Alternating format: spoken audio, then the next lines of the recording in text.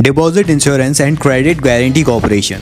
इसे DICGC act 1961 के तहत 1962 में एस्टैब्लिश किया गया था। अब DICGC करता क्या है? देखिए, आपके बैंक अकाउंट में कुछ ना कुछ अमाउंट ऑफ मनी डिपॉजिट होगा, 1 लाख, 2 लाख, 5 लाख, 10 लाख या 1 करोड़, 2 करोड़। लेकिन मान लीजिए यदि आपका बैंक ही डूब गया, बैंक बंद हो गया, तो आपकी मनी का क्या होगा? तो आपकी मनी को बचाने के लिए हर बैंक इंश्योरेंस करवाता है deposit insurance and credit guarantee corporation के माध्यम से।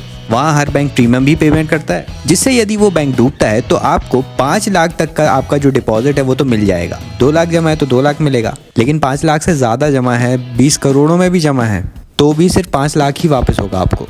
ये सारा इंश्योरेंस का काम deposit insurance and credit guarantee corporation करता है। DICGC reserve bank of India का फुली ओन्ड सब्सिडरी है, मतलब 100% पैसा इसमें रिजर्व बैंक का होता है।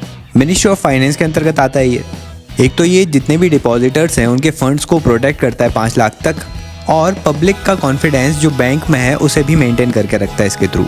अभी टोटल 1997 बैंक्स इसमें सिक्योर्ड हैं।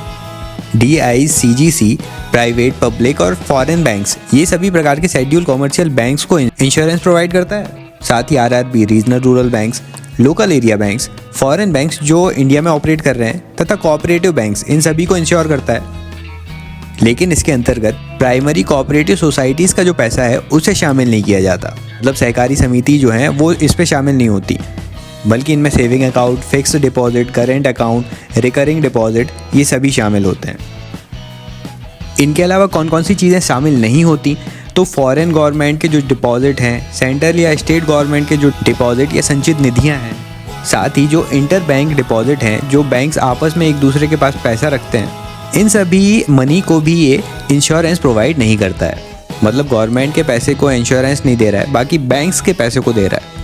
अब इंश्योरेंस क्लेम का सेटलमेंट 90 दिन की टाइम लिमिट के अंदर होता है।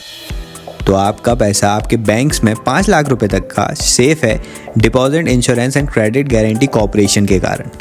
ये 1961 के एक एक्ट के तहत बनाई गई थी, इसलिए एक सांविधिक निकाय है, स्टैट्यूटरी बॉडी है। बस आज का लेक्चर इतना ही था। DICGC के बारे में ये चीज़ें याद रखिएगा। If you are first time watching this video, please subscribe this channel, share the videos with your friends. Thank you so much for listening.